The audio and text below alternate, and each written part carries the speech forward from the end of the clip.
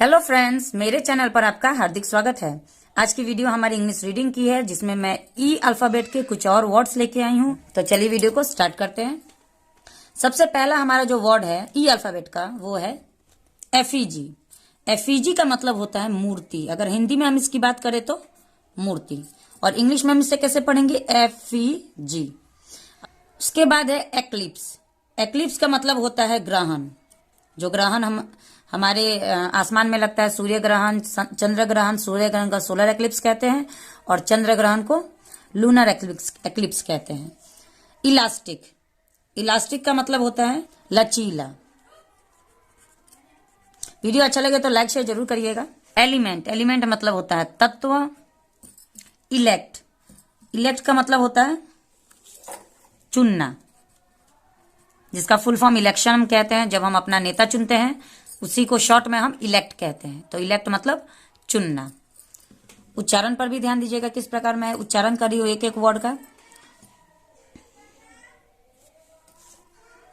Elegance. Elegance मतलब शोभा।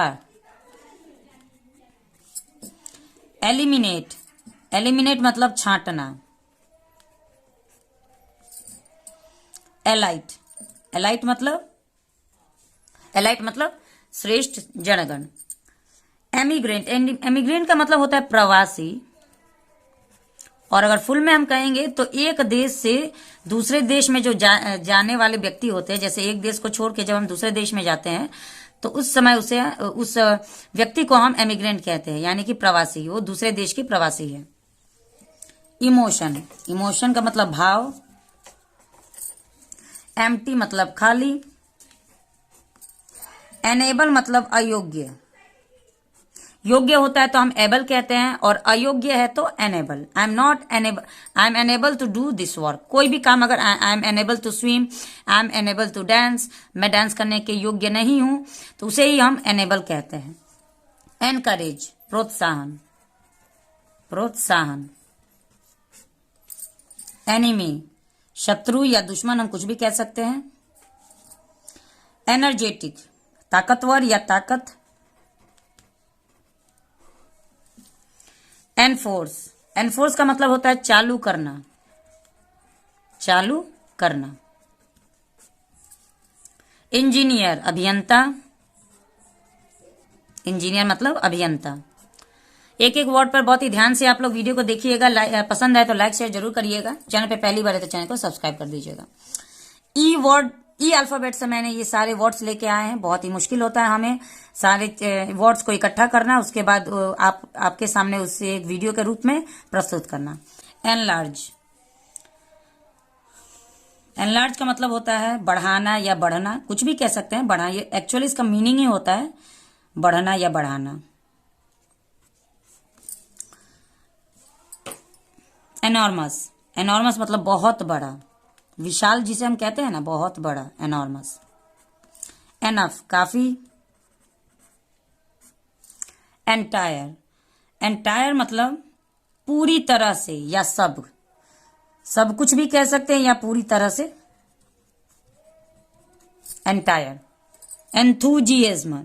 ठीक है, एंथुजियाज्म का मतलब होता है जोश या जोशीला। जोश भी कह सकते हैं, जोशीला भी कह सकते हैं। दोनों ही वर्ड आपके सही होंगे। इंट्रेंस। इंट्रेंस का मतलब होता है प्रवेश। जब भी हम किसी कॉलेज में एडमिशन लेने जाते हैं तो उस समय में हम लोग से कहा जाता है एक एंट्रेंस एग्जाम हमें पास करना होता है। इसका मतलब प्रवेश परीक्षा हमें पास करनी होती है। एंट्रस्ट। विश्वास पर छोड़ना। एंट्रस्ट मतलब विश्वास पर छोड़ना।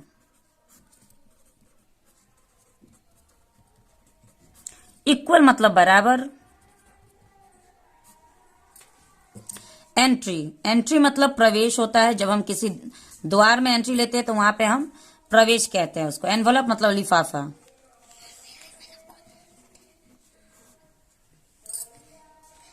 एपिक। एपिक मतलब महाकाव्य। महाकाव्य जो बहुत ही पहले के पुराणों में लिखी गई थी, उसे हम अभी अगर किसी बात को लेके कहते हैं, यानी कि उस पर अगर कोई फिल्म बनाते हैं तो उसे हम एपिक कहते हैं। एपिसोड। कथा। एपिसोड मतलब कथा होता है।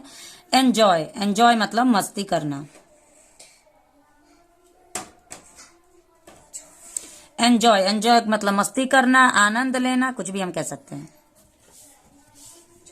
दोनों ही वर्ड सही होंगे। इक्वेशन, इक्वेशन का मतलब होता है करण। इक्वेशन इंग्लिश में हम कहते हैं, हिंदी में हम उसे समीकरण कहते हैं। जैसे अलजेब्रा हो गया, वो सारी चीजें समीकरण कहलाती है। एरर, एरर मतलब भूल। कंप्यूटर पे जब भी आप कुछ टाइप करेंगे एक में एरर मैसेज आता है, इसका मतलब कुछ भूल आपसे हो रही है। एस्केप मतलब भागना या पलायन। स्पेशल मतलब असाधारण, असाधारण, ठीक है। एवर, एवर मतलब सदा, सदा, हमेशा, सदा, एवर। एस्पॉज मतलब शादी करना।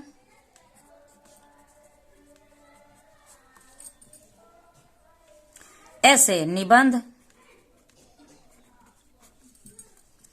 एसेंस, एसेंस का मतलब होता है खुशबू, सुगंध, ठीक है। किसी भी चीज की अच्छी खुशबू जब आती है तो हम उसे एसेंस कहते हैं। ये एक वर्ड है।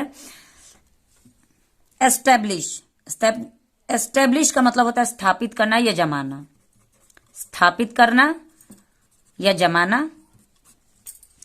स्टेट, स्टेट मतलब भू संपत्ति। देखिए भू संपत्ति यानी भूमि की जो संपत्ति होती है, हम मनी की नहीं कह रहे हैं, हम बिल्डिंग्स की नहीं कह रहे, भू की संपत्ति जो होती है वो स्टेट कहलाती है। यानी आपके पास कितनी जमीन की संपत्ति है उसे स्टेट कहलाते हैं। एस्टिमेट, एस्टिमेट का मतलब होता है अनुमान, अनुमान, एस्टिमेट मतलब अनुमान। इवेड, इवेड मतलब पलायन या भाग जाना। एक्सप्लोरेशन लंबा वर्ड है। एक्सप्लोरेशन इस प्रकार से हमें तोड़ के पढ़ना है, एक्सप्लोरेशन, और इसका अर्थ होता है खोज। एक्सपांड, एक्सपांड का मतलब होता है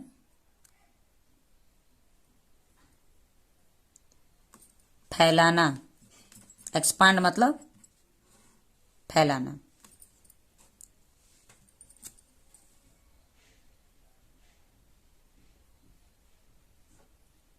एक्सपैंड, एक्सपैंड मतलब फैलाना। एग्जिस्ट, एग्जिस्ट का मतलब होता है रंगमंच से गमन, यानी कि हट। एग्जिस्ट मतलब रहना, एग्जिस्ट मतलब रहना। एग्जीबिशन, एग्जीबिशन का मतलब होता है नुमाइश। जब भी हम किसी चीज को किसी के आगे पेश करते हैं तो हम कहते हैं एग्जीबिशन। एग्जीक्यूटिव प्रशासनीय, प्रशासन, प्रशासनिक, एग्जीक्यूटिव।